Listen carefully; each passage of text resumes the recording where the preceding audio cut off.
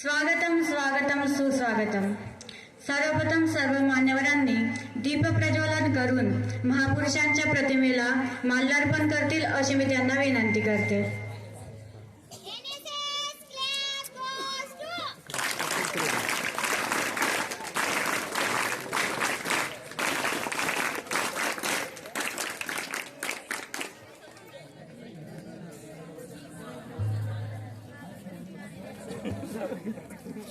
सर्वप्रथम सर्व मान्यवरांनी दीप प्रज्वलन करून महापुरुषांच्या प्रतिमेला माल्यार्पण करतील अशी मी त्यांना विनंती करते।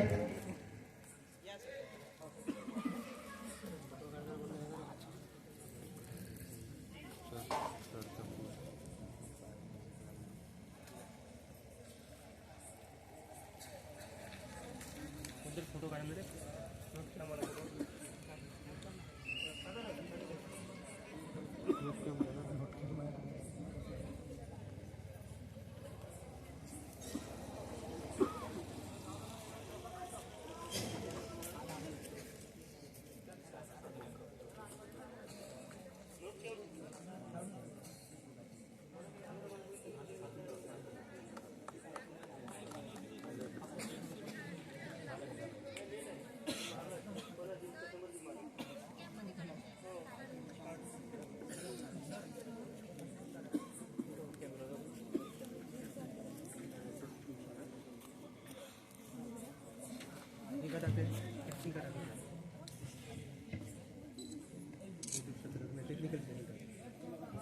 NSS special camp technical session राहू दे फक्त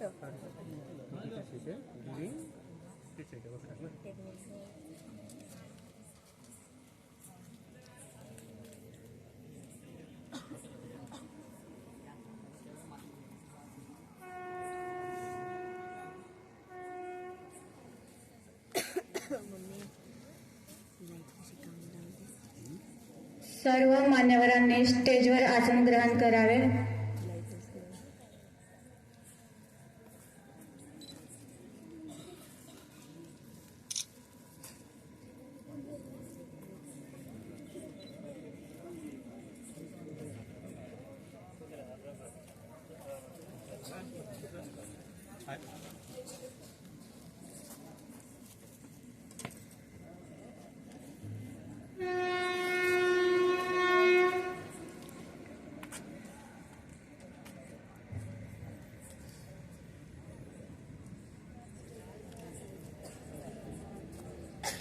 लाईट कमी पडत आहे मला, हे काळे काळे होते।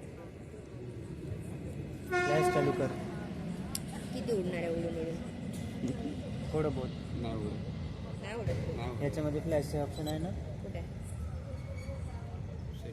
सेटिंग आज दिनांक 28 जानेवारी 2024 ला श्री शिवाजी आश्रमशाळा सुपई येथे राष्ट्रीय सेवा योजनेचा कार्यक्रम आयोजित केलेला आहे। तरी आजच्या कार्यक्रमाचे अध्यक्ष माननीय प्राध्यापिका भोंगाड मॅडम यांनी आपले स्थान ग्रहण करतील अशी मी त्यांना विनंती करते। पडते परत पडते। तसेच या कार्यक्रमाला मार्गदर्शक म्हणून लाभलेले माननीय डॉक्टर किरण कुमार मनुरे सर यांनी आपले स्थान ग्रहण करतील अशी मी त्यांना विनंती करते।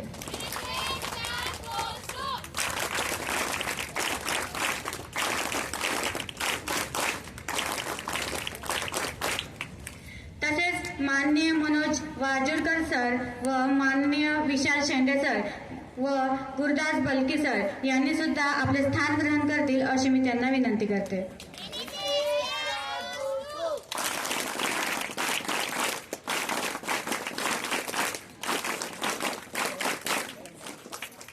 या कार्यक्रमाला मार्गदर्शक म्हणून लाभलेले माननीय डॉक्टर किरण कुमार मनुरे सर यांचं स्वागत रोहित पेंदोर पुष्पगुच्छ देऊन करतील अशी मी त्याला विनंती करते।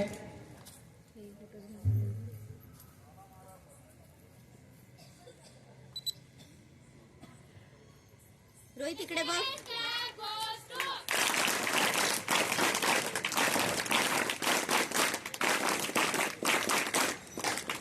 या कार्यक्रमाला अध्यक्ष म्हणून लाभलेल्या मान्य प्राध्यापिका चेतना भोंगाडे मॅम यांचं स्वागत कशिश रोने पुष्पगुच्छ देऊन करतील अशी मी तिला विनंती करते।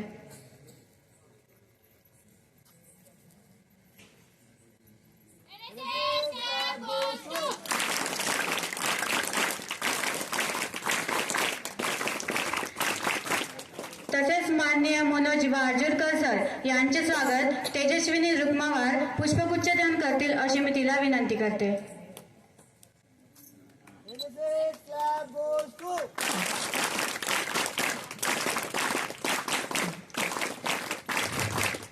माननीय विशाल शेंडे सर यांचं स्वागत मेहक सय्यद पुष्पगुच्छ देऊन करतील अशी मी तिला विनंती करते.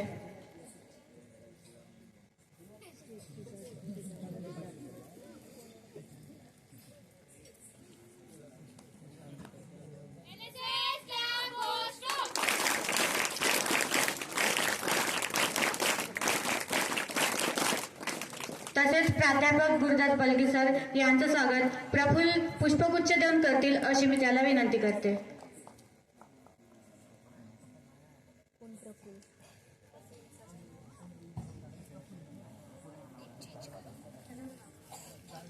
सुजल पुष्पगुच्छ देऊन स्वागत करतील अशी मी त्याला विनंती करते.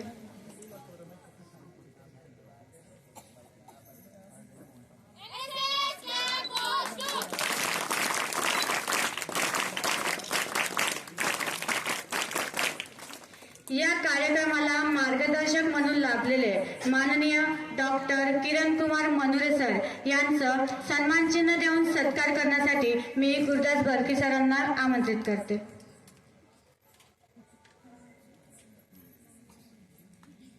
चेतना भोंगाळे मॅडम करतील अशी मी त्यांना विनंती करते.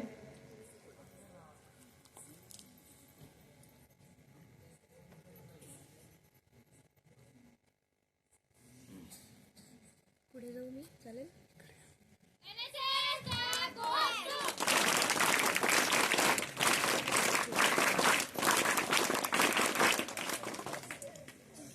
तसेच माननीय विशाल शेंडे सर यांचा सन्मान चिन्ह देऊन सत्कार करण्यासाठी मी रायपुरे सरांना आमंत्रित करते.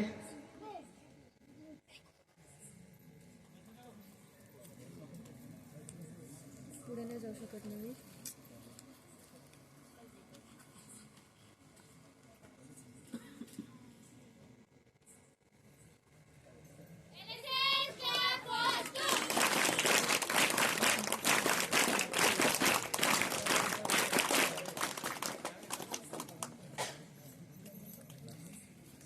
तसेच माननीय मनोज वाजूरकर सर यांचे सन्मान चिन्ह देऊन सत्कार करण्यासाठी मी रायपुरे मॅमला आमंत्रित करते.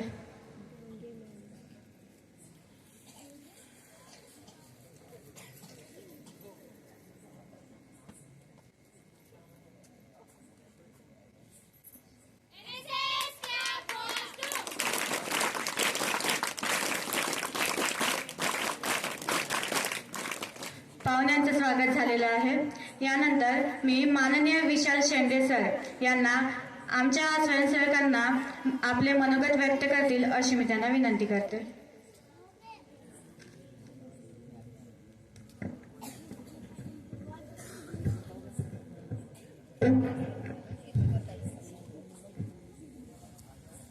आजच्या कार्यक्रमाचे अध्यक्ष माननीय भोंगाळे मॅडम, तसेच आजच्या राष्ट्रीय सेवा योजनेच्या शिबिराला उपस्थित प्रमुख मार्गदर्शक आदरणीय डॉक्टर मनुरे सर आणि दुसरे प्रमुख पाहुणे मार्गदर्शक म्हणून लाभलेले प्राध्यापक मनोज वाजूरकर सर आणि आपले कार्यक्रम अधिकारी आदरणीय प्राध्यापक गुरुदास बलकी सर विचारमंचावर उपस्थित आहे. तर आम्हाला विषय दिला होता सक्षम युवा, संपन्न गाव आणि समर्थ भारत, हा विषय दिला होता. तर ह्या विषयावर मी बोलण्याकरता इथे उभा आहे आणि आज मी जे काही इथे बोलत आहे तर ही संधी जर कोणी दिली असेल तर ते राष्ट्रीय सेवा योजनेने दिली आहे आणि मला वेळोवेळी मार्गदर्शन करणारे प्राध्यापक गुरुदास बलगी सर यांच्याचमुळे आज मी इथे उपस्थित आहे आणि इथे बोलत आहे. हे त्यांची देण आहे. हे सुद्धा तुम्हाला माहीतच असेल की मी ह्याच महाविद्यालयाचा माजी विद्यार्थी आहो आणि आज तुम्ही जिथे बसले आहे काही दिवसापूर्वी, काही वर्षापूर्वी मी तिथेच बसलो होतो आणि आज इथपर्यंत जर आलो असेल तर ते राष्ट्रीय सेवा योजनेमुळे आलो आहे, हे सुद्धा समजून घेतलं आहे. तर विषयाला सुरुवात करतो. मैं मुर्दों का हरदम साथी, मुर्दे हरदम मुझसे मिलते हैं. मैं मुर्दों का हरदम साथी, मुर्दे हरदम मुझसे मिलते हैं. बनूं जब जब मैं अंगार तो जले हुए भी जलते हैं. दोस्तों, मेरा बस इतना सा काम करवा लेना, एक दिया जलवा कर घर को अपने ले जाना. ये याद रखो ये दुनिया वालों, मैं इस भूमि का बेटा हूँ जो देश के खातिर फांसी चढ़ा, उस भगत सिंह से छोटा हूँ. जो देश के खातिर फांसी चढ़ा, उस भगत सिंह से छोटा हूँ. तर सक्षम युवा आपण कोणाला म्हणायचं? तर सक्षम युवा म्हणायचं झालं याचं मूर्तिमंत उदाहरण म्हणजे अविनाश दादा पोईनकर, ज्यांनी बीबी सारख्या छोट्याशा गावामध्ये लहानाचे मोठे झालं, कुठलेही पाठबळ नसतानाही फक्त परिस्थितीच्या छाताळ्यावर लाथ मारून त्यांनी गाठलेली उंची ही वाखण्याजोग होती. इतकेच नाही तर त्यांनी विकासाच्या कोसदूर असलेल्या गावामध्ये म्हणजेच पोंभुर्णा तालुक्यातील घाटकोळ हे गाव आदर्श ग्राम स्पर्धेमध्ये महाराष्ट्रामध्ये तृतीय क्रमांक मिळवून देतो. तेव्हा मला असं वाटते की विद्यार्थ्यांच्या आतमध्ये जर आत्मविश्वास, ऊर्जा असेल तर कुठलेही काम, अशक्य काम हे शक्य होऊ शकते. याचं मूर्तिमंत उदाहरण म्हणजे अविनाशदादा पोईनकर आहे, हे सुद्धा आपण समजून घेतलं पाहिजे. दुसरं उदाहरण द्यायचं झाल्यास ॲडव्होकेट दीपक चटप, तुम्हाला माहीत असेल दीपक चटप नाव ऐकलं की ज्यांनी ब्रिटिश सरकारची जागतिक स्तरावरची चेवनिंग स्कॉलरशिप प्राप्त केली आहे.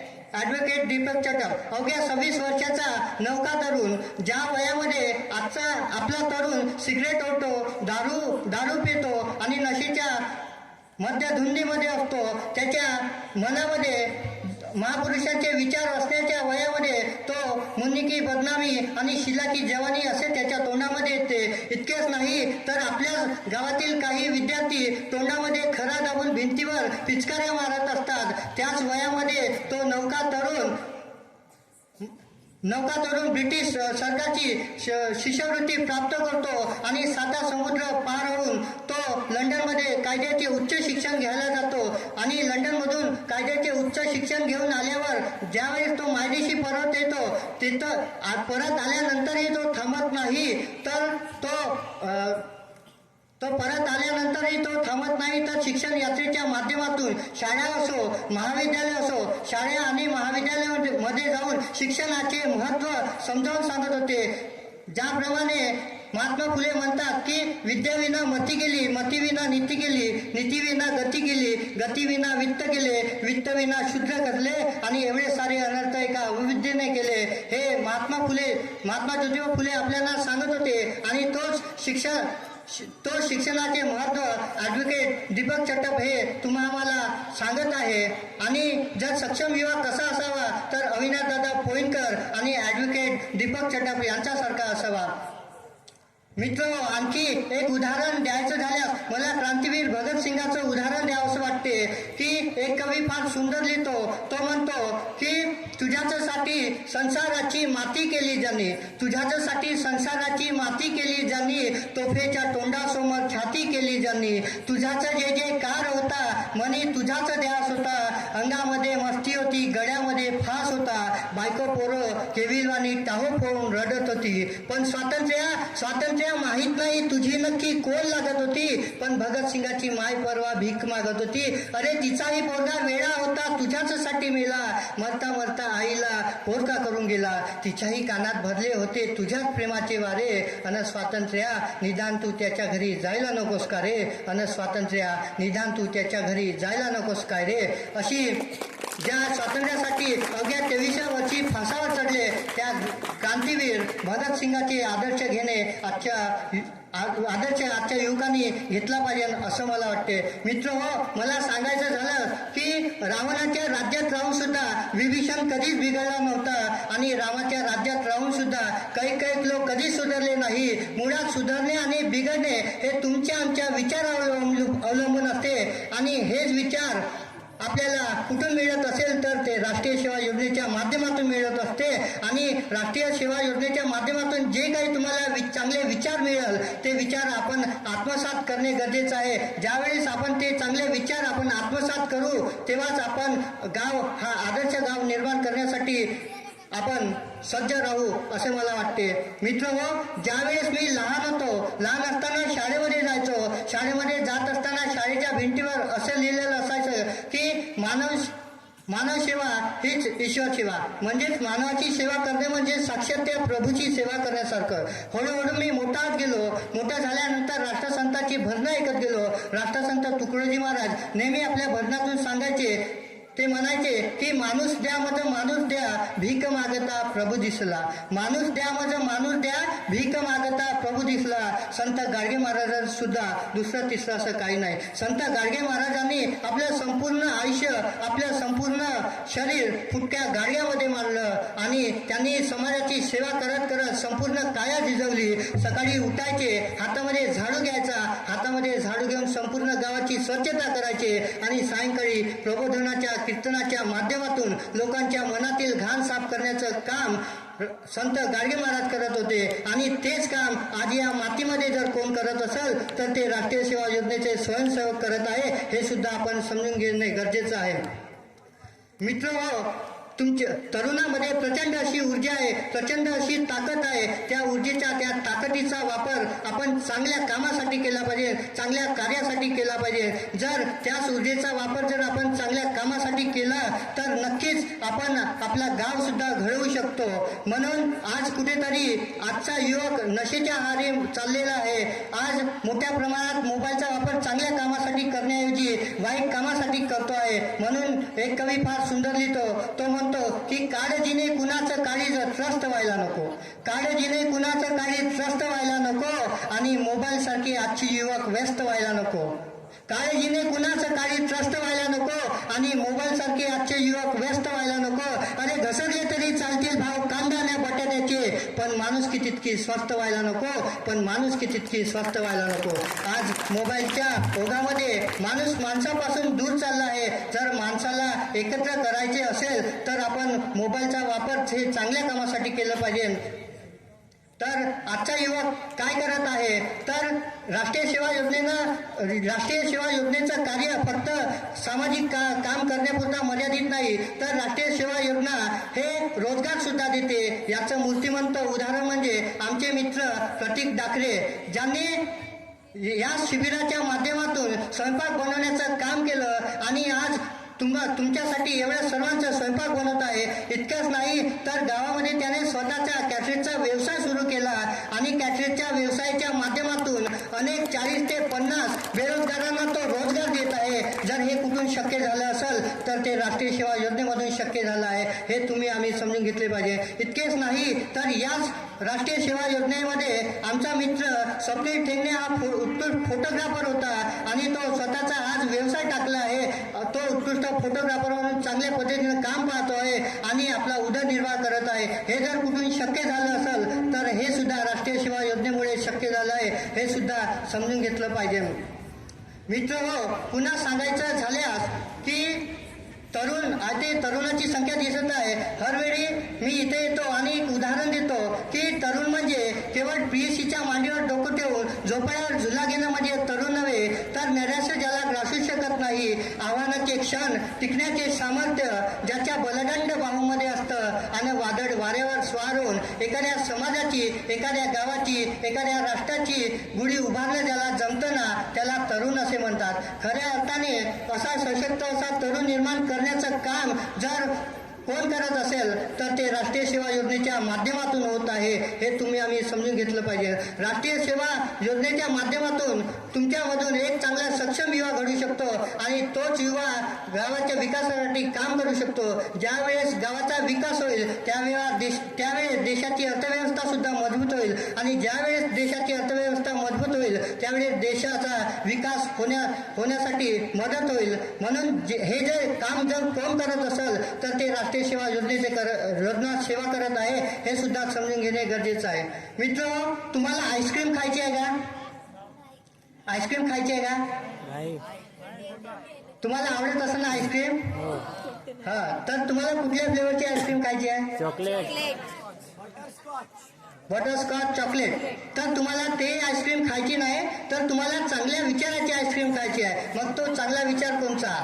तर आ म्हणजे आत्मविश्वास, ई म्हणजे इच्छाशक्ती, क्री म्हणजे क्रियाशीलता आणि म म्हणजे मनाची तयारी. ह्या 4 जर गोष्टी तुमच्या मनामध्ये असेल तर तुम्ही नक्कीच आपला गाव घडवू शकतो, आपला गाव समाज घडवू शकतो. इतकेच नाही तर आपला देश सुद्धा तुम्ही घडवू शकता. तुमच्या हातामध्ये प्रचंड अशी ताकद आहे, ऊर्जा आहे. पर डॉक्टर बाबासाहेब आंबेडकर म्हणायचे की ज्ञानाचा सूर्य हाती घेऊन निघालेल्या विद्यार्थ्यामध्ये, म्हणजेच महाविद्यालयातून डिग्री घेऊन निघालेल्या विद्यार्थ्यामध्ये प्रत्येक विद्यार्थ्यांना नोकरी लागल्या पाहिजे, कामधंदा मिळाला पाहिजे. परंतु आज तसं होत नाही. तर आजचा योग कुठे आज भरकट चाललेला आहे. म्हणजेच काय झालं होतं की युवकांची व्याख्या करत असताना मला सांगावं वाटते की काही दिवसा अगोदर दुनियादारी नावाचा चित्रपट आला होता. कॉलेजच्या कट्ट्यावर बसणारी आमची ही तरुण पोरं आपलं आयुष्य सट्ट्यावर लावावं लागली. त्यानंतर टाइमपास नावाचा चित्रपट आला. झाडावर प्रेम करणारी आमची ही तरुण पोरं झाडाखाली प्रेम करायला लागली. त्यानंतर सैराट नावाचा चित्रपट आला आणि आमचा हा पट्ट्या आईचा हात सोडून बाईचा हात धरायला लागला. समाजामध्ये प्रचंड असा दैन्य निर्माण झालं. अशा ही परिस्थितीमध्ये युवकांना एक धीर देण्याचं काम, युवकांना एक आधार देण्याचं काम जर कोण केलं असेल ते राष्ट्रीय सेवा योजनेने केलं आहे. हे सुद्धा आम्ही समजून घेतलं पाहिजे. मी अधिकचा वेळ घेत नाही, फक्त शेवटचे 2 मिनिटं बोलतो, कारण बरेचसे 2 मार्गदर्शक आहे आणि ते तुम्हाला याच विषयावर सांगणार आहे. तर जास्त वेळ मी घेणार ना, फक्त 2 मिनिटात विषय मानव मोकळा करण्याचा प्रयत्न करतो. तर आज राष्ट्रीय सेवा योजनेच्या माध्यमातून तुम्हाला चांगला असा शिबिर लाभलं आणि त्या शिबिराच्या माध्यमातून आदरणीय प्राध्यापक गुरुदास बलकी सर यांनी ठरवलं आहे की तुमच्यामधून चांगले विद्यार्थी घडावे आणि ते विद्यार्थी देशाच्या, समाजाच्या, देशाच्या हितासाठी कार्य करावे. यासाठी बलकी सर धडपडत आहे. आता तुम्हाला काय करायचं आहे ते तुम्ही ठरवा. मी मात्र माझं ठरवलं आहे. मी माझ्या स्वप्नांची बाग लावणार आहे. काही स्वप्न स्वस्त तर काही महाग लावणार आहे. त्या झोपीतल्या देवाच्या देवत्वाची कसम, मी आता महालातल्या देवाला आग लावणार आहे. मी आता महालातल्या देवाला आग लावणार आहे. इतकाच आशावाद. मनपूर्वक धन्यवाद.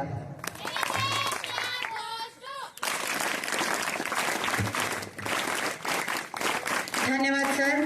यानंतर मी माननीय मनोज वाजूरकर सर यांनी आपले मार्गदर्शन करतील अशी मी त्यांना विनंती करते.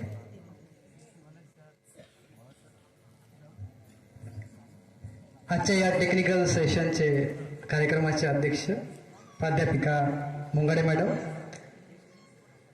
या आजच्या कार्यक्रमाचे मुख्य मार्गदर्शक प्राध्यापक डॉक्टर किरण कुमार मनोरे सर, तुम्हाला आत्ताच खूप छान असं मार्गदर्शन केलं, ज्यांनी 3 वर्ष म्हणजे NSS मध्ये असताना काय काय कार्यक्रम राबवले किंवा ते काय शिकले असं मनोगत मांडणारे आमचे मित्र प्राध्यापक विशाल सेंडे सर. बघा काय होते की आतापर्यंत नाव तर माहीत होतं, पण स्टेजवर आलं की जशी तुमची गलबट होते की नाव विसरतो, तशी पण आमची सुद्धा होते. आणि तुमचे NSS कार्यक्रम अधिकारी जे नेहमीच ॲक्टिव्ह असतात ते आमचे मित्र, आम्ही 2011 पासून सोबत आहोत. असे प्राध्यापक गुरु बलकी सर, तसेच सर्व उपस्थित राष्ट्रीय सेवा योजनेचे स्वयंसेवक प्राध्यापक वृंद. आज मी तुम्हाला भाषण देण्याकरता आलो नाही, तर एक सक्षम युवा, कारण की तुम्ही ज्या विषय दिला आहे तो सक्षम युवा, त्यानंतर संपन्न गाव व समर्थ भारत असा खूप मोठा लांबलचक असा तुम्ही नाव दिलेला आहे, या विषय दिलेला आहे. तर फक्त मी एका विषयावरच बोलणार आहे, तो म्हणजे सक्षम युवा. आता सक्षम युवा म्हणजे काय हा प्रश्न सगळ्यांनाच पडतो. परिस्थिती कुठलीही असो, परंतु एखादा विद्यार्थी, एखादा युवा धडपड करून त्या परिस्थितीला मात करून जेव्हा विजय मिळवतो त्याला आपण सक्षम युवा म्हणू शकतो. एखादा विद्यार्थी कुठलीही कठीण परिस्थिती असली, परंतु शिक्षा, कौशल्य याचा सकारात्मक उपयोग हा समाजासाठी करू शकतो, त्याला पण सक्षम युवा म्हणतो. आता बरेचसे विद्यार्थी जेव्हा आपण शिक्षणावर बोलतो किंवा शिक्षणावर बोलतो, बरेचसे विद्यार्थी कॉलेजमध्ये येतात, महाविद्यालयात येतात, ऍडमिशन घेतात आणि बरेच विद्यार्थी दिसत नाही वर्षभर. म्हणजे एक सक्षम जर तुम्हाला युवा बनायचं असेल तर शिक्षण हे काय आहे? वाघिणीचं दूध आहे, जे प्यायल्याशिवाय तुम्ही गुरगुरू शकणार नाही. आणि ते प्यायचं असेल तर तुम्हाला महाविद्यालयात यावं लागतं. आणि असे बरेचसे विद्यार्थी काय करतात की महाविद्यालयात येत नाहीत. त्यामुळे सक्षम पहिला जो मार्ग असतो, जो सक्षम युवा बनण्याचा, तोच मार्ग म्हणजे शिक्षण. आणि त्यावेळेस मुलं मात्र काय करतात? दुर्लक्ष करतात. आता इथं एक प्रश्न जर विचारला मी, BA फर्स्ट इयरचे, BSc किंवा BCOMचे बरेच विद्यार्थी असणार. किती विद्यार्थी आहेत? Raise your hand. जे विद्यार्थी आहेत सगळेच विद्यार्थी आहेत. यापैकी किती पास झाल्यात? सगळेच पास झालेत. चांगल्या मार्गाने पास झालेत. चांगल्या मार्क घेण्यासाठी परिश्रम घेतला. दररोज क्लासमध्ये येत होते. अगदी बरोबर. म्हणजे काय? तुम्ही पहिला जो मार्ग आहे एक सक्षम युवा बनण्याचा, तो काय केलाय? पूर्ण केलेला आहे. बरेचसे विद्यार्थी काय असतात की म्हणजे गाव असो शहर असो सगळीकडे आपण एकच बघतो, फक्त आपल्याला डिग्री घ्यायची आहे म्हणून त्यापुरती आपण अभ्यास करायचा. परीक्षेच्या 15 दिवसापूर्वी अभ्यास करायचा, परीक्षा द्यायची, कशी बशी डिग्री घ्यायची आणि समोर बेरोजगार व्हायचं. असे बरेचसे विद्यार्थी आहेत आपल्याकडे. मग बेरोजगारीतून जर आपल्याला रोजगार मिळायचा असेल तर शिक्षा सोबत कौशल्य आवश्यक आहे. कारण नुसत्या डिग्रीने तुम्हाला जॉब मिळणार नाही किंवा नोकरी मिळणार नाही किंवा कुठलेही तुम्ही उद्योगधंदे चालू करणार नाही. त्यासाठी कौशल्याची पण आवश्यकता असते. आणि कौशल्य कुठं तुमचं निर्माण होतं? अशा कार्यक्रमामध्ये, NSS मध्ये जेव्हा तुम्हाला प्लॅटफॉर्म मिळतो, तुम्हाला एखादा चांगला जर्नलिस्ट व्हायचं आहे, पत्रकार व्हायचं आहे, तुम्हाला कुठे चान्स मिळणार? इथंच तर मिळणार. तुम्हाला कुठे छान अँकर व्हायचं आहे, तुम्हाला HR व्हायचं आहे, तुम्हाला बोलताना काय येतो? दम लागतो. तुम्हाला काय होतं? स्टेज करेज नाही, स्टेज डेअरिंग नाही. ते कुठे मिळते? इथं मिळते. म्हणजेच काय? शिक्षा कुठे मिळते? तर महाविद्यालयात. आणि कौशल्य निर्माण करण्याचं काम तुम्ही कुठं करता? ज्याला आपण काय म्हणतो? व्यक्तिमत्व विकास म्हणतो. तो व्यक्तिमत्व विकास निर्माण करण्याचं काम राष्ट्रीय सेवा योजना करतो. आणि यामधले किती विद्यार्थी पार्टिसिपेट करतात दररोज? कार्यक्रमामध्ये एखादी कोणी सांगितलं अँकरिंग करायचे आहे, कुठे एखादा पथनाट्य करायचं आहे, तर यामध्ये किती विद्यार्थी तयार होतात? Very good. याचा अर्थ काय? शिक्षणानंतर कौशल्य, त्याच्यातूनच व्यक्तिमत्व विकास. जर आपण बघा, बरेच विद्यार्थी काय असतात की पहिला दिवस, दुसरा दिवस, तिसरा दिवस धजत नाही, त्यांची करेज येत नाही. कार्यक्रमात कसं करायचं? घाबरतात वर्ष मुलं.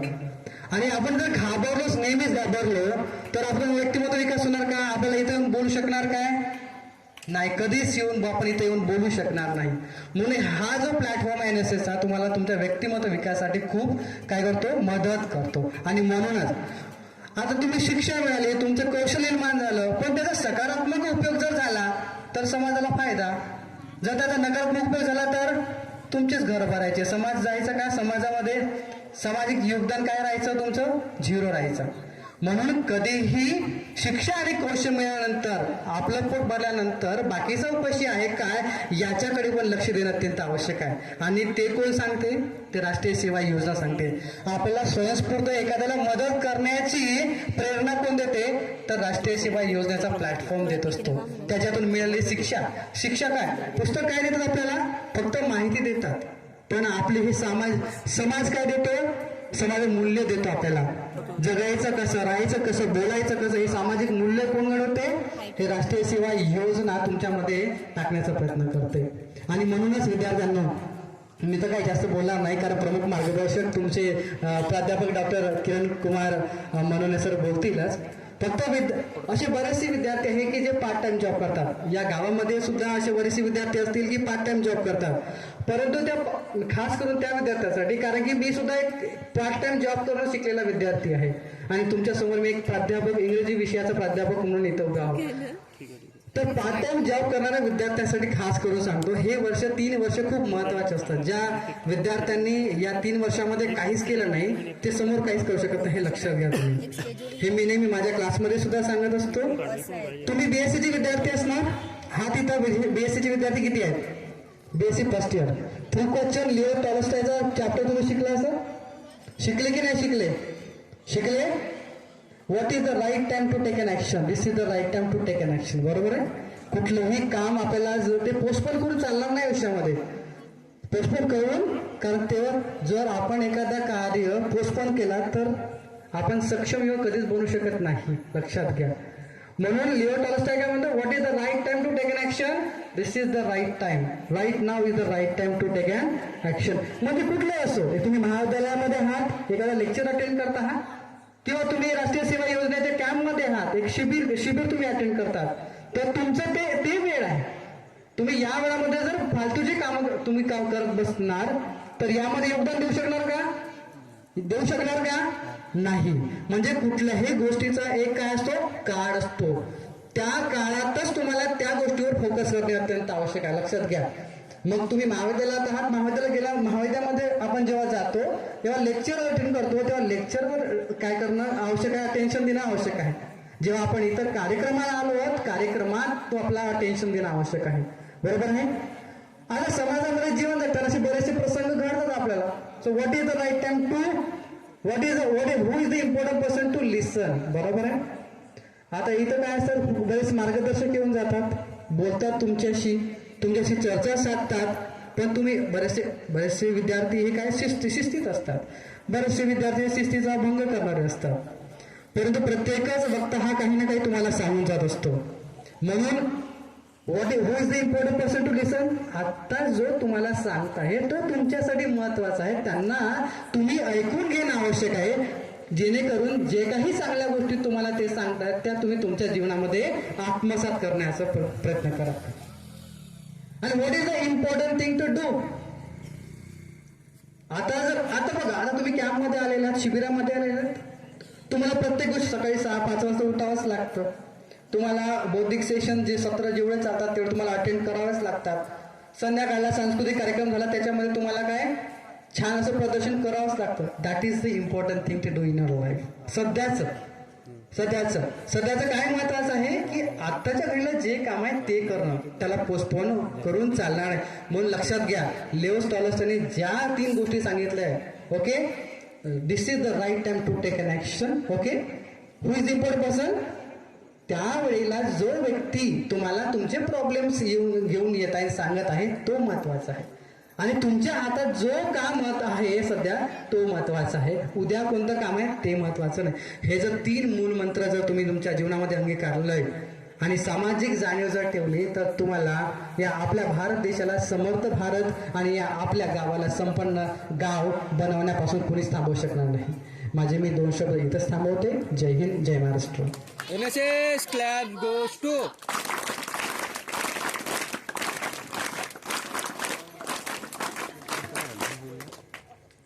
धन्यवाद सर. यानंतर या कार्यक्रमाला प्रमुख मार्गदर्शक म्हणून लाभलेले माननीय डॉक्टर किरण कुमार मनुरे सर यांनी मार्गदर्शन करतील अशी मी त्यांना विनंती करते.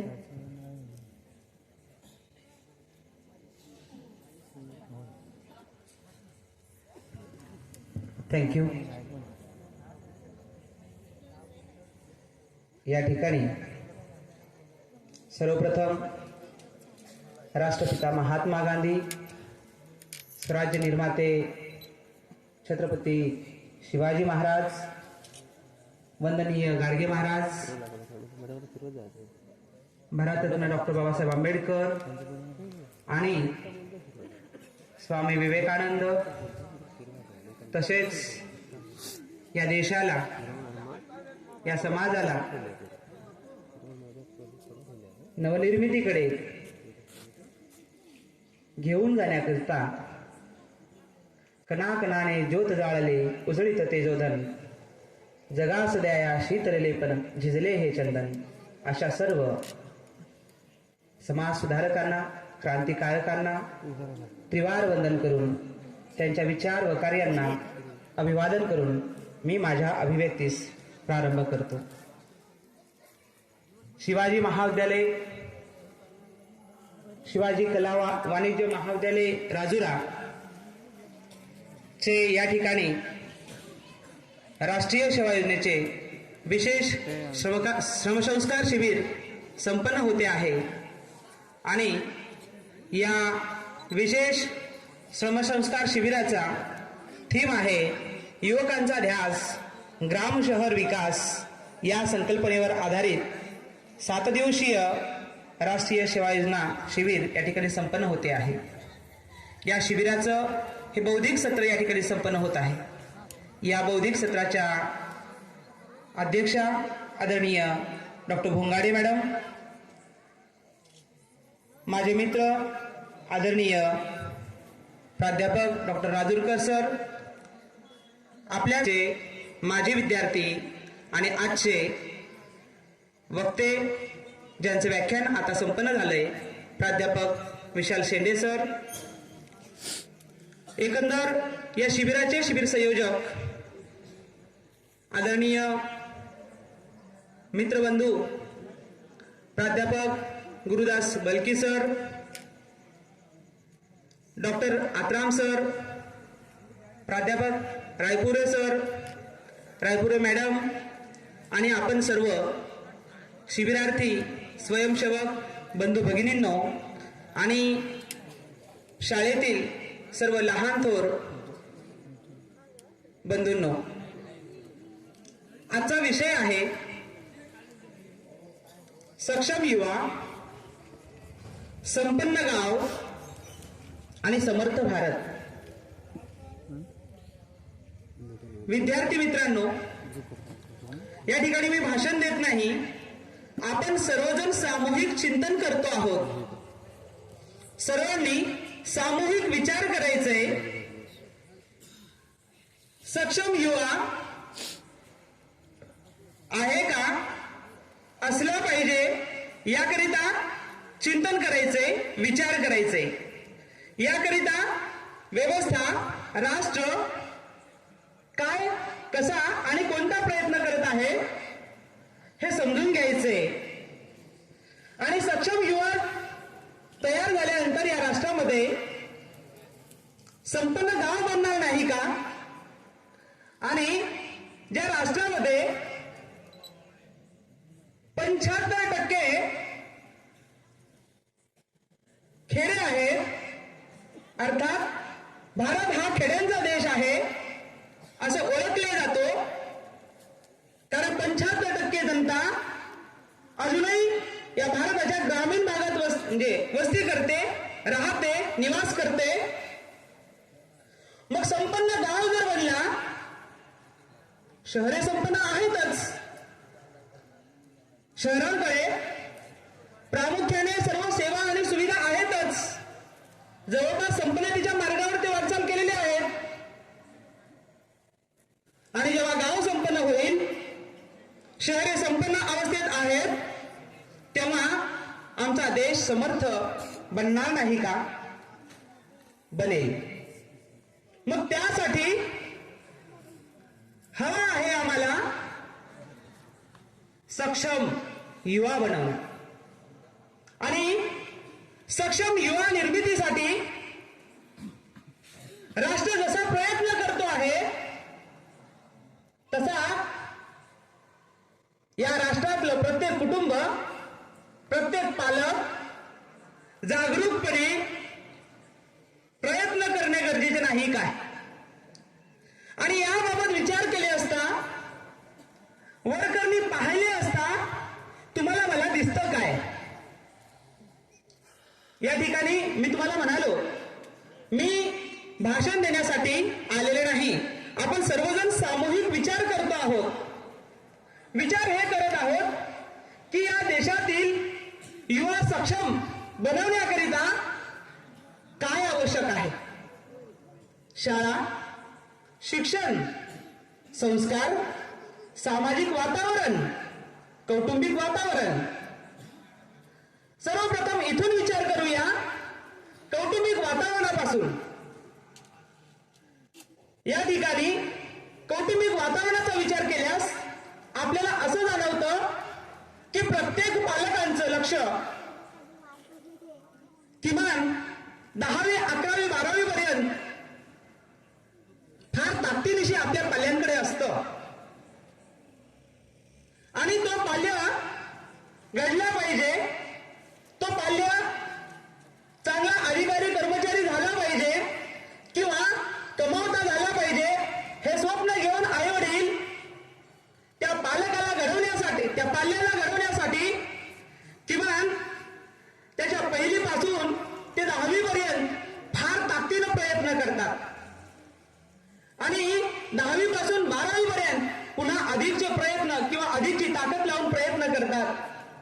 पण या 12वी पर्यंत हाती जर काही लागलं नाही आणि या 12वी पर्यंत या युवकांच्या हाती चांगले कोर्सेस जर मिळाले नाहीत, उत्तम मार्गाने जर पास झाला नाही, तर तेव्हा मात्र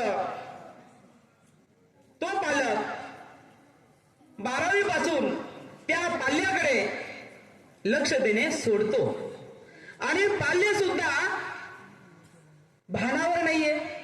जसं विशालनं म्हटलेलं आहे की मोबाईल नावाचं हे जे साधन आहे, हे साधन आपल्या सर्वांनाच व्यस्त केलेलं आहे, इन्क्लुडिंग पालक आणि आपण सर्वजण.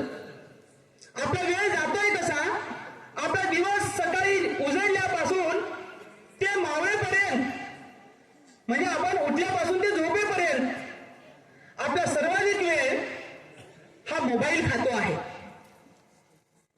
एकीकडे सक्षम युवा बनवायचे आणि दुसरीकडे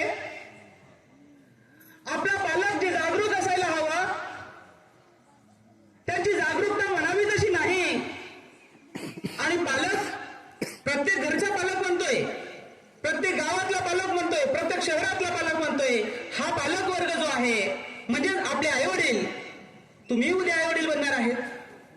आणि आपले आई वडील 12वी पर्यंत आपल्याकडे ज्या पद्धतीनं, ज्या ताकदीनं लक्ष दिले, त्याच ताकदीनं म्हणावं तसं या ग्रॅज्युएशनच्या दरम्यान आणि पोस्ट ग्रॅज्युएशनच्या दरम्यान देत नाहीत. हे एक प्रामुख्यानं मोठं कारण. मी एक समाजकार्याचा प्राध्यापक आणि सामाजिक संशोधक या अंगानं विचार करताना मला सक्षम युवा बनवण्यामधला एक मोठा मेजर अडथळा लक्षात येतोय. तुम्हालाही लक्षात येत असेल. दुसरा महत्वाचं कारण, सक्षम युवा बनवण्यासाठी शिक्षण महत्वाचं आहे, संस्कार महत्वाचे आहे, सामाजिक वातावरण महत्वाचं आहे. जेव्हा शिकवायची वेळ आलेली आहे, आता शाळा आहे, शिक्षक नाही अशी अवस्था झालेली आहे. जेव्हा बहुजनाची पोरं कुठे शिकायला लागलेली आहेत, तेव्हा सरकार शाळा विकायला लागलेली आहे. आता हळूहळू शाळांचं प्रायव्हेटीकरण जास्त होत आहे आणि जिल्हा परिषद अनुदानित शाळा बंद होण्याच्या मार्गावर आहेत. कॉन्व्हेंटचं पीक जोरात यायला लागलेलं आहे आणि प्रत्येक पालकाला कॉन्व्हेंटचं शिक्षण परवडेल असं नाही. आणि तोही पालक सामाजिक वातावरण पाहून भांबावल्या जात आहे आणि त्यालाही थोडंसं वाटतंय की आपलंही पोरगं कुठतरी कॉन्व्हेंटला गेलं पाहिजे, म्हणून गावची शाळा सोडून, अनुदानित शाळा सोडून, फुकटातली शाळा सोडून तो कॉन्व्हेंटच्या मागे धावतो आहे. आणि कॉन्व्हेंटमध्ये ज्या पद्धतीनं आर्थिक शोषण होतंय शिक्षणाच्या नावाखाली, फीच्या नावाखाली, आणि शोषण जेव्हा परवडण्याचं झालं, जेव्हा डोक्यावरून चाललं, तेव्हा मात्र तो 10वीला 12वीला किंवा 10व्या वर्गापर्यंत कॉन्व्हेंट, 12वीला तो पुन्हा एकदा शासकीय महाविद्यालयामध्ये टाकतोय आणि पुन्हा 12वीच्या नंतर उत्तम मार्क्स आलेस ठीक, नाही तर पुन्हा तू काही कर आणि तुला समजेल तसं कर, हे मुलांच्या भरोशावर सोडून पालक आपली दिनचर्या, आपला संसार चालवण्यामध्ये व्यस्त आहे. आणि याही पाल्यांना, कारण हे वय भान येण्याचं तर आहेच, समज येण्याचं तर आहेच, पण याच वयामध्ये जेवढी समज या शिक्षण व्यवस्थेनं द्यायला हवं, तेवढी समज ही शिक्षण व्यवस्था त्यांच्यामध्ये प्रगल्भता निर्माण करू शकली नसल्यामुळं तेही 12वीच्या नंतर ग्रॅज्युएशन आणि पीजी हे जे शिक्षण आहे, जिथं येऊ शकते समज, जिथं निर्माण होऊ शकतात हे युवक, समर्थ युवक होऊ शकतात, तिथं मात्र दांड्या मारत आहेत. तिथं मात्र महाविद्यालय सुद्धा उजाड होताना दिसत आहेत.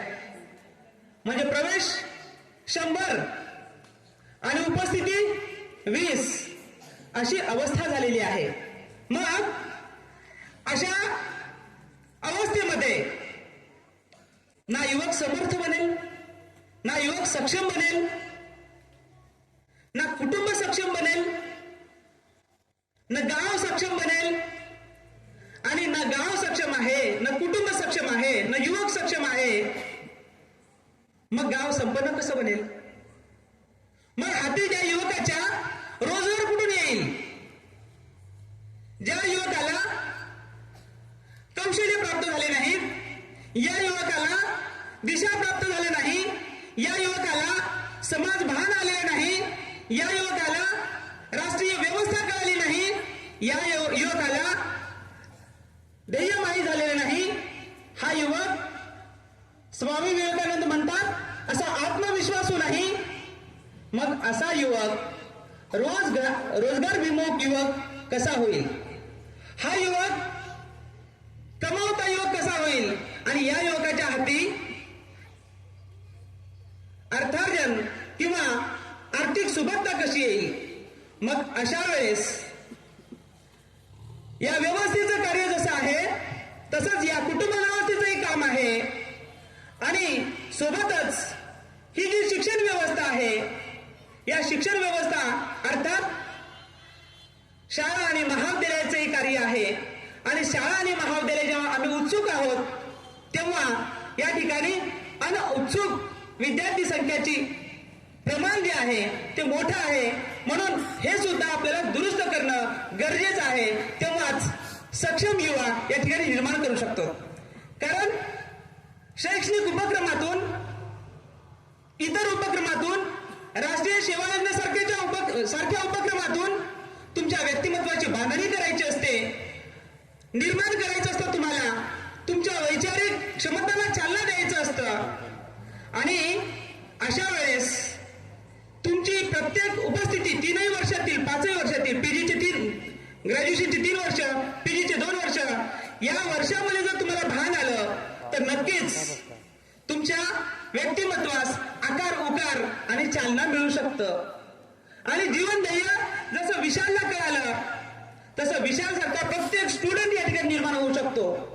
पण प्रत्येक स्टुडंटला ती जाणीव आली पाहिजे.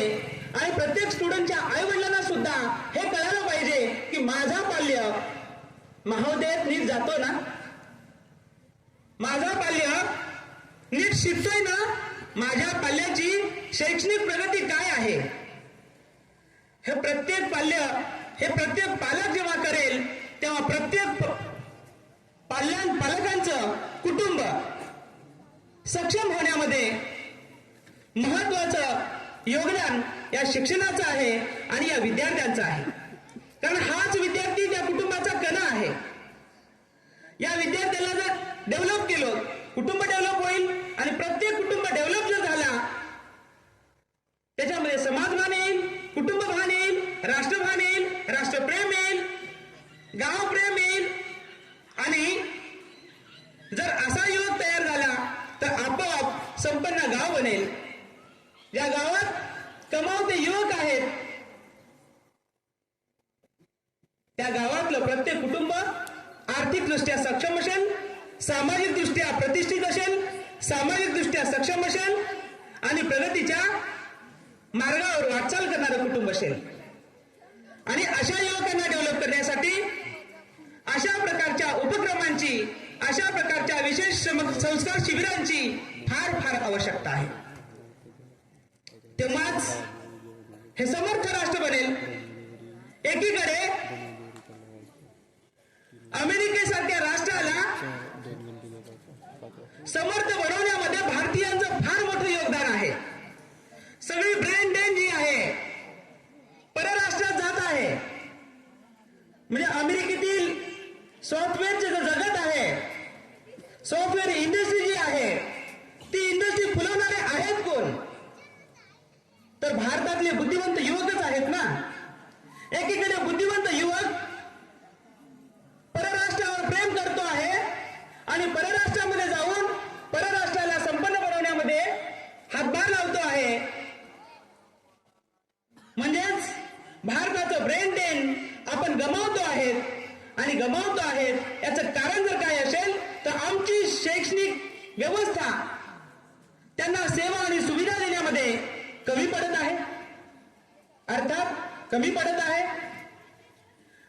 दुसरं कारण आमची ही शिक्षण व्यवस्था, आमची ही समाज व्यवस्था त्यांच्यामध्ये राष्ट्रभान, राष्ट्रप्रेम निर्माण करण्यामध्ये कमी पडत आहे. आणि आमचं हे सामाजिक व्यवस्था आणि सामाजिक वातावरण त्यांना पोषक आहे हे जाणून देण्यामध्ये कमी पडत आहे. म्हणून येथील बुद्धिवंत, प्रतिभावंत जो भाग आहे, जो युवक आहे, जो तरुण आहे, असा ब्रेन ड्रेन ज्याच्या आधारावर भारत देश महासत्ताक होण्याचं स्वप्न पाहतो आहे, असा आमचा ब्रेन ड्रेन जो आहे युरोपीय राष्ट्रामध्ये जर पलायन करत असेल आणि आपल्या बुद्धीचं सामर्थ्य त्या राष्ट्राच्या विकासामध्ये जर लावत असेल तर मला सांगा, भारत काय बुढ्यांच्या भरोशावर, वृद्धांच्या भरोशावर, निरीक्षरांच्या भरोशावर संपन्न बनणार आहे का? ऑफकोर्स नाही. म्हणून समर्थ भारताचा जेव्हा आपण विचार करतो तेव्हा समर्थ भारतामध्ये समर्थ शिक्षण प्रणाली असली पाहिजे. आणि समर्थ शिक्षण प्रणाली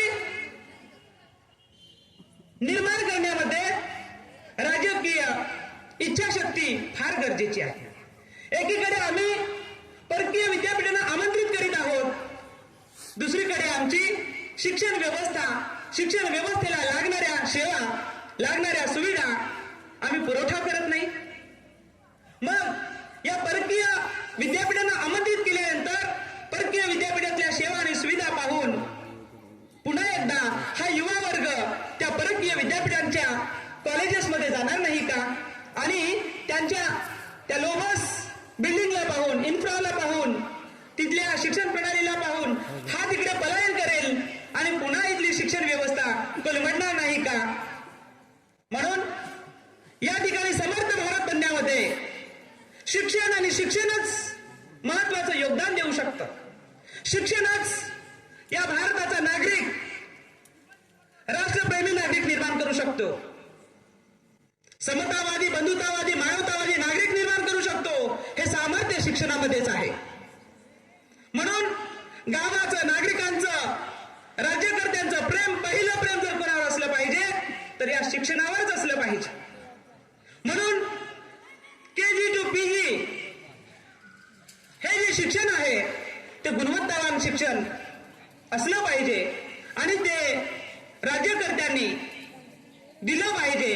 या प्रशासकीय व्यवस्थेने आम्हाला दिलं पाहिजे. तशा सेवा आणि सुविधा संधी जर निर्माण करून दिलं तर नक्कीच या भारतातला युवक या राष्ट्राला महासत्ता बनवल्याशिवाय राहत नाही. कारण या युवा वर्गाला आज गरज आहे ती व्यवस्थेची, गरज आहे ती कौशल्याची, गरज आहे ती रोजगाराची, गरज आहे ती मोटिवेशनची. आज प्रत्येक ठिकाणी बेरोजगाराचे थवेचे थवे दिसतात. प्रत्येक युवा चिंताक्रांत दिसतो. प्रत्येक युवा नैराश्यात डुबलेला दिसतो. दुसरीकडे प्रत्येक युवा व्यसनाकडे वळलेला दिसतो. प्रत्येक युवा सोशल मीडियामध्ये गुरफटलेला दिसतो. प्रत्येक युवा जात, धर्म, पंथ याचा अभिमान बाळगताना दिसतो. मग जेव्हा आम्ही इथंच गुरफटलेले आहोत तेव्हा समर्थ भारत कसा निर्माण होईल? समर्थ भारत निर्माण करण्यासाठी पुन्हा एकदा आम्हाला सर्व महापुरुषांची, सर्व क्रांतिकारांची स्वप्न पुन्हा एकदा तपासून पाहावी लागेल. पुन्हा एकदा त्यांनी दिलेल्या विचारांचं मंथन करावं लागेल, चिंतन करावं लागेल. हे स्वातंत्र्य आम्हाला सहजासहजी मिळालेलं नाही. हे सुधारक जे आयुष्य खपवले आहेत, घरावर तुळशीपत्र ठेवून जीवन जिजले आहेत, या महापुरुषांचा विचार आम्ही कधी घेऊ की नाही? या महापुरुषांचा सार रूपानं विचार आम्हाला काय सांगतो? समतेचं भारत, बंधुतेचं भारत, याच स्वप्नांसाठी लाखो क्रांतिकारकांनी जीवाची आहुती दिली. मग आज असं असताना, हे कळत असतानाही आपण वेगवेगळ्या भेदांनी एकमेकाला शत्रू म्हणून का पाहतो? जातीच्या आधारावर, धर्माच्या आधारावर, प्रांताच्या आधारावर एकमेकाला आजही शत्रुत्वाच्या भावनेतून एकमेकाला पाहताना दिसतोय. एक प्रांत दुसऱ्या प्रांताशी भांडतोय, एक जात दुसऱ्या जातीला पाण्यात पाहते, एक धर्म दुसऱ्या धर्माला पाण्यात पाहतोय. मग क्रांतिकारकांच्या, सुधारकांच्या स्वप्नातलं एकात्म भारत जे आहे ते असा उभा होऊ शकतो काय? मग आमची ही शिक्षण व्यवस्था जी आहे, हे भेद गाळून पाडण्यासाठी, हे भेद मिटवण्यासाठी योगदान देण्यामध्ये असमर्थ ठरत आहे काय? अशी शंका देखील या ठिकाणी निर्माण होते. जर या शिक्षण व्यवस्थेत एवढं मोठं सामर्थ्य आहे, तर आम्ही समतामूलक नागरिक का निर्माण करू शकलो नाहीत? का निर्माण होत नाहीयेत?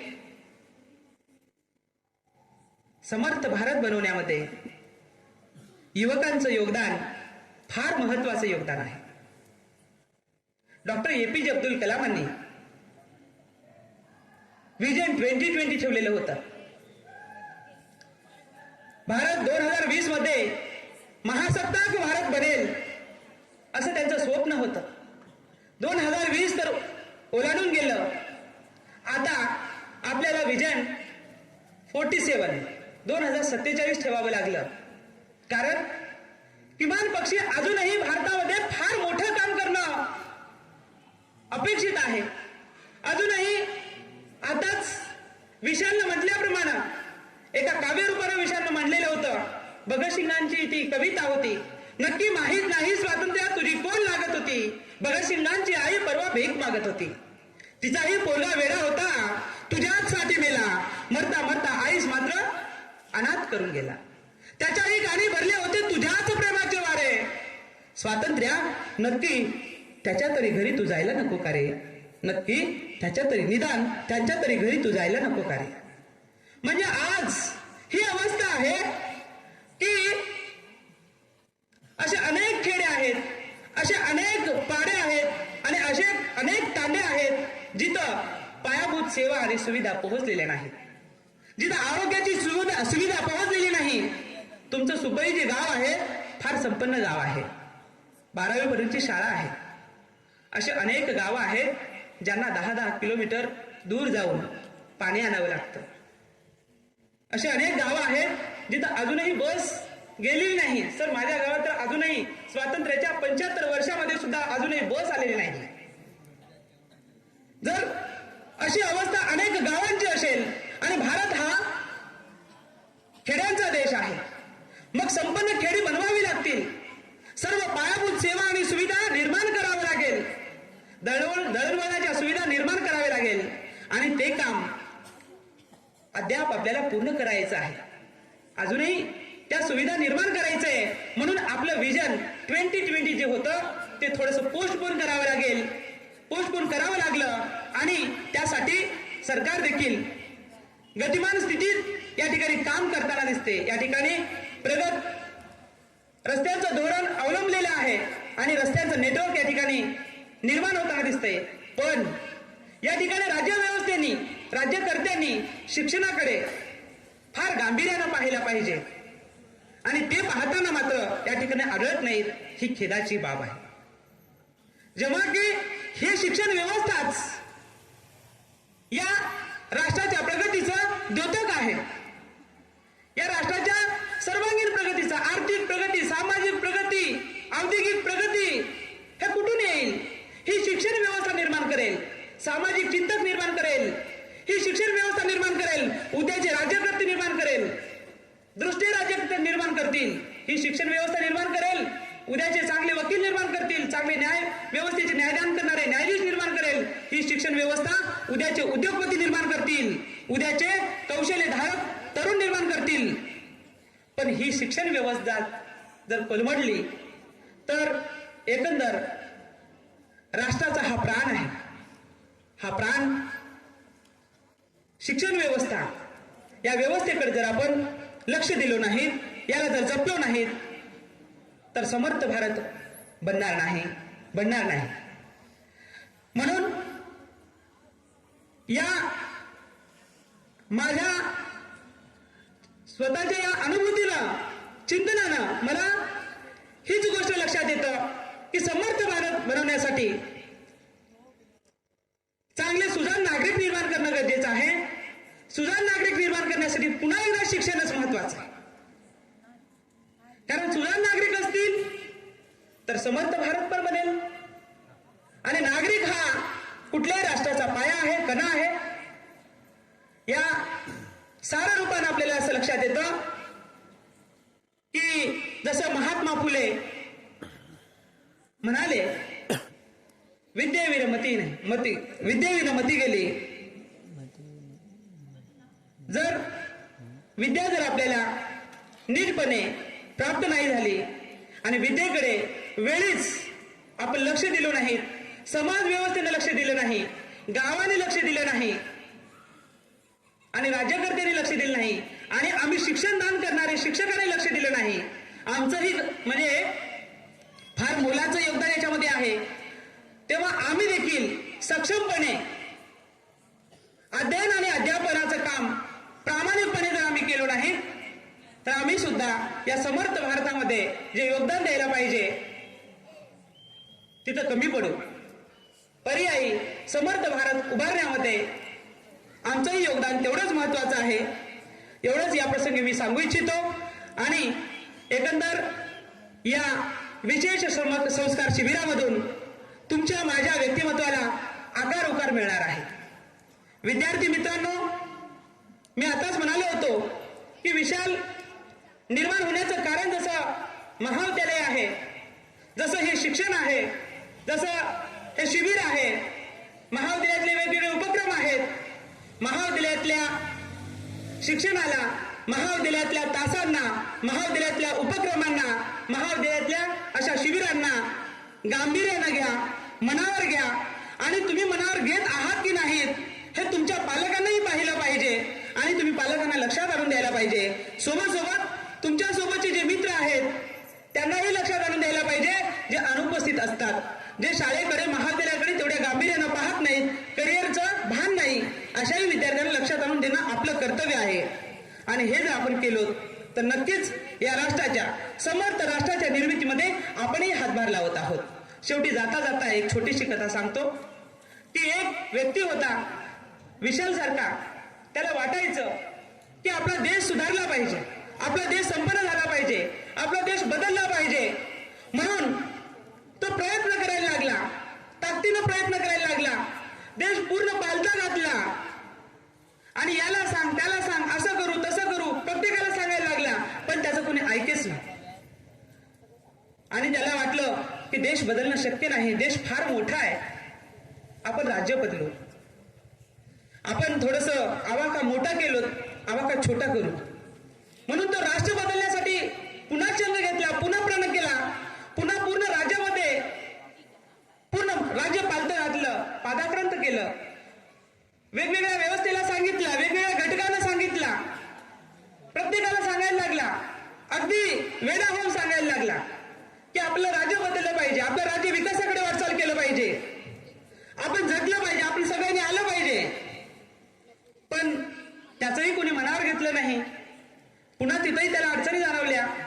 त्याला लक्षात आलं की राज्यही फार मोठं झालं, इथं आपण कमी पडतो, आता आपण जिल्हाच घेतला पाहिजे. आणि पुन्हा एकदा तो जोमानं प्रयत्न करायला लागला. फार तो विशाल म्हणजे फार जिद्दी मुलगा. पुन्हा जोमानं प्रयत्न करायला लागला, पूर्ण जिल्हा पालथा घातला, पूर्ण तालुके पालथे घातले, सगळ्यांना सांगितलं, वेगवेगळे कार्यक्रम घेतला, पुन्हा मार्गदर्शन करायला लागला. पण जिल्हा काही बदलला नाही, जिल्ह्यातलं वातावरण काही बदललं नाही.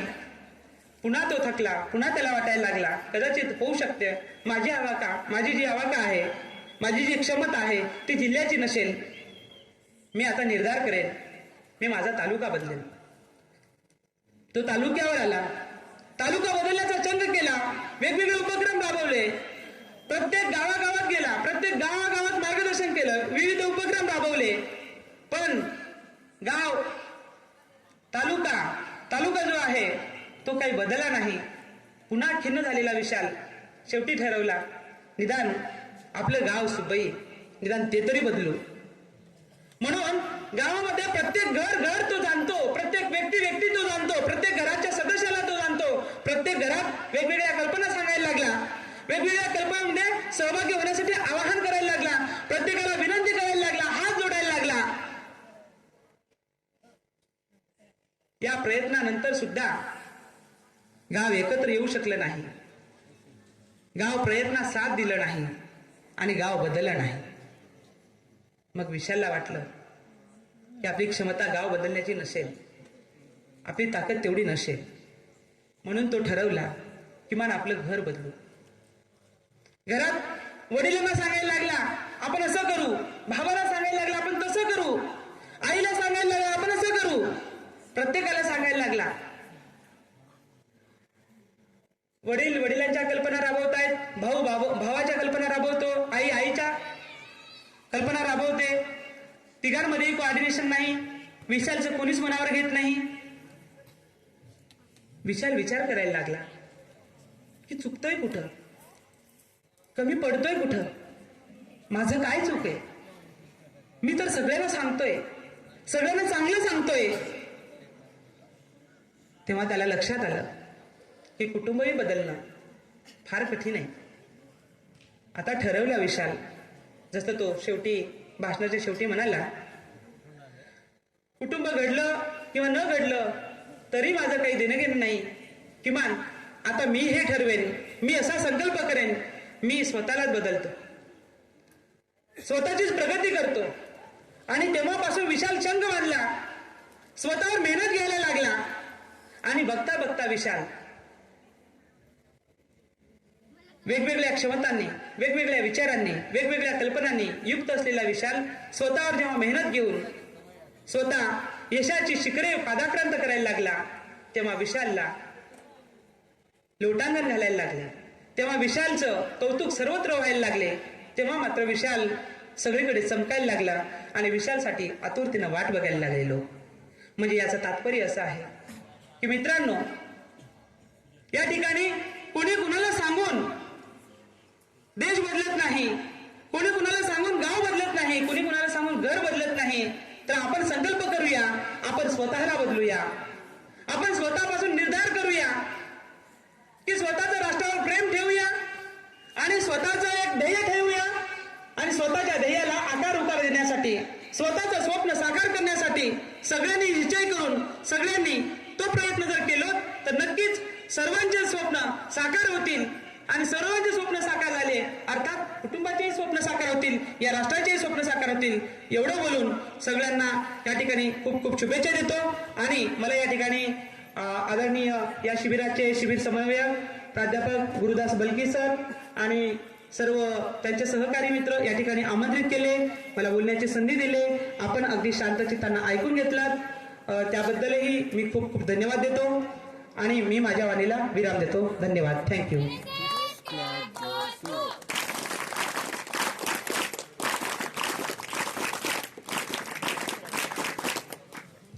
सक्षम युवा संपन्न गाव समर्थ भारत या व्याख्यानावर सरांनी आमच्या सरसेवकांना खूप चांगल्या प्रकारे मार्गदर्शन केलं, त्याबद्दल सरांचं खूप खूप धन्यवाद. यानंतर या कार्यक्रमाला प्रमुख अध्यक्ष म्हणून लाभलेले प्राध्यापिका चेतना भोंगरे मॅम यांनी मार्गदर्शन करतील अशी मी त्यांना विनंती करते. रयतेचे राजे छत्रपती शिवाजी महाराज, अहिंसेचे पुजारी महात्मा गांधी, युवकांचे प्रेरणास्थान स्वामी विवेकानंद, स्वच्छतेतून समाजाचे प्रबोधन करणारे गाडगे महाराज, आदर्श शिक्षण प्रसारक मंडळाचे संस्थापक श्रद्धेय मामूलकर साहेब, आजच्या या बौद्धिक सत्रात या सर्वच्या स्मृतीस अभिवादन करते. आणि आजच्या या बौद्धिक सत्राचे मार्गदर्शक म्हणून लाभलेले सन्माननीय डॉक्टर मनुरे सर, तसेच दुसरे मार्गदर्शक मान्य वाजूरकर सर, आपला विद्यार्थी प्राध्यापक विशाल शेंडे, माझे सर्व सहकारी वृंद, सर्व शिबिरार्थी आणि या आश्रमशाळेतली सर्व विद्यार्थी मित्रमित्रांनो आणि या सुब्बई गावातले सर्व प्रतिष्ठित नागरिक, आजच्या या बौद्धिक सत्राचा विषय आहे सक्षम युवक, संपन्न गाव आणि समर्थ भारत. या राष्ट्रीय सेवा योजनेचा खरा उद्देश आहे आदर्श नागरिक आणि मानवतावादी संस्कार केंद्र म्हणून हे राहिले पाहिजे. आपण रोज प्रार्थना म्हणता, खरा तो एकची धर्म जगाला प्रेम अर्पावे. या साने गुरुजींच्या प्रार्थनेतूनच आपल्याला खरा माणूस घडण्याचे कार्य हे राष्ट्रीय सेवा योजना शिबिर करत असते. महात्मा गांधींनी आपल्याला सांगितलं होतं की खेड्याकडे चला, कारण आपला देश हा कृषीप्रधान देश आहे आणि जास्तीत जास्त लोक खेड्यामध्ये राहतात. तर खेड्याची जर प्रगती झाली तर पर्यायी देशाची प्रगती होईल हे महात्मा गांधीला तेव्हापासून वाटत होतं. आणि ते त्यांच्या जी मनात भीती होती ती खरं तर आज खरंच खरी ठरलेली आहे. कारण खेड्यातली तुम्ही परिस्थिती बघितली तरी सुब्बई गावामध्ये आपण गेलो, आज हे संपन्न गाव आहे, चांगलं गाव आहे. पण याच्यापेक्षा ग्रामीण गावात जी परिस्थिती आहे ती खरंच विदारक परिस्थिती आहे. ही जी दुरी आहे, ही दुरी दूर करण्याचं काम आपल्याला या शिबिरातून करायचं आहे. आपल्या या राष्ट्रीय शिबिराचं खरं तर महत्वाचं काम हे आहे की ही दुरी कमी झाली पाहिजे, भारत आणि इंडियातली दुरी कमी झाली पाहिजे. आणि यासाठी ह्या समर्थ भारत तयार होण्यासाठीच आपल्याला सक्षम युवा आपला तयार असणं आणि त्यातून आपण चांगलं गाव निर्माण करण्याची किती गरज आहे हे आज तुम्हाला आपल्या मार्गदर्शनातून मनोरे सरांनी सांगितलं. मनोरे सरांनी जे आपल्याला सांगितलं की एका वयापर्यंत पॅरेंट्स आपल्या मुलांकडे खूप चांगल्याने बघतात आणि प्रत्येक गोष्टी लक्षात ठेवतात. आणि तुम्ही मोठे झाले, कॉलेजला महाविद्यालयात गेले की खरोखर आई वडिलांचा विश्वास असतो की नाही, आता माझा मुलगा मोठा झाला, युवा झाला, त्याच्यावरती जबाबदारी आलेली आहे, तो खरंच इतके विश्वासाने आपल्याला सगळ्या गोष्टी करायची मोकळीक देतो. आणि कारण की माझा मुलगा बिघडणार नाही हे सगळ्यांना माहित असते. पण आपणच आपल्या मनात प्रश्न विचारला पाहिजे की त्यांच्या जी अपेक्षा आहे ती खरंच आपण पूर्ण करू शकतो का. आपल्या हातात मोबाईल आहे, जो सोशल मीडिया आता आहे, आपल्या हातात मोबाईल आहे, या मोबाईलचा उपयोग खरंच आपण किती करतो. आता मला इथे आपल्या महाविद्यालयामध्ये जवळपास 32 वर्षाचा अनुभव आहे आणि इतके विद्यार्थी आमच्या हातून गेलेले आहे. तर मला जो फरक जाणवते ते मी सांगते. पहिलेच्या शिबिरामध्ये आम्ही राहायचो, 2 दिवस 3 दिवस राहायचो. आता ह्या 5-6 वर्षामध्ये मी जवळपास पूर्ण दिवस राहत आहे. या शिबिरामध्ये जर असं आज जसा तुमचा कार्यक्रम घेतला सरांनी बसून तुमच्यामध्ये जे जे सुप्त गुण आहे त्या गुणासाठी स्टेज उपलब्ध करून दिला होता, तर आपण कसं होतो की लगेच आपला जो आहे स्मार्टफोन लगेच काढला, त्यातच शोधतो, त्यातूनच काहीतरी बघतो आणि आपण समोर, ठीक आहे तोही प्रयत्न चांगलाच आहे, समोर येणं महत्वाचं आहे, हे जरी खरं असेल तरी आपल्यामध्ये जे काही कलागुण आहे त्याला आपण थोडा वेळ देत नाही ना, विचारही करत नाही. तुमच्यामध्ये कवी काढलेला असेल एखादा चांगला लेखक तुमच्यामध्ये असेल आहे ना, तुमच्यामध्ये खूप सुप्त गुण आहे, त्याला तुम्ही थोडा वेळ द्या. लगेच त्या स्मार्टफोनचा उपयोग करून असलेल्या क्षमतेला दडपून टाकू नका. कारण हा सुंदर प्लॅटफॉर्म आहे.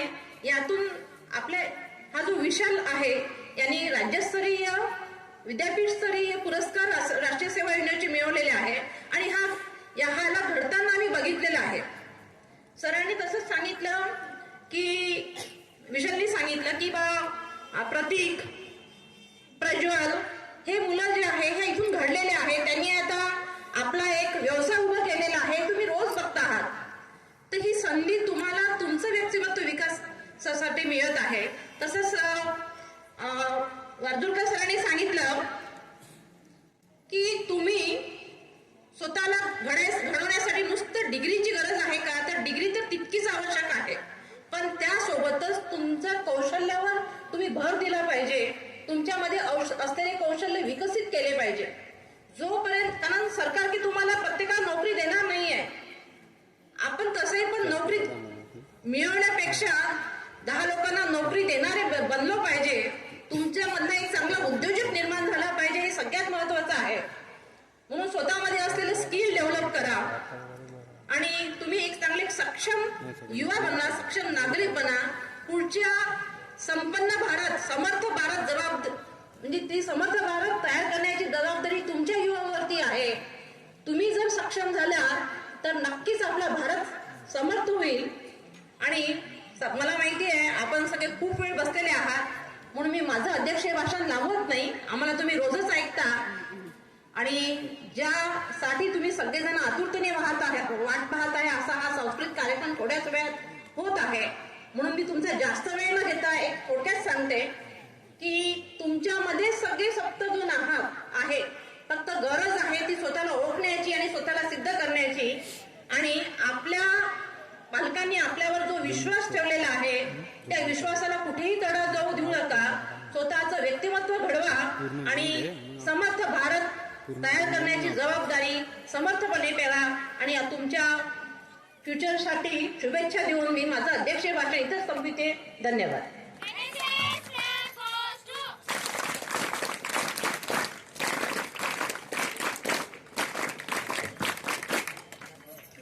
धन्यवाद मॅम. यानंतर शेवटचा टप्पा म्हणजे आभार प्रदर्शनाचा आणि मी कशिश रोने हिला आभार प्रदर्शन करण्यासाठी विनंती करते.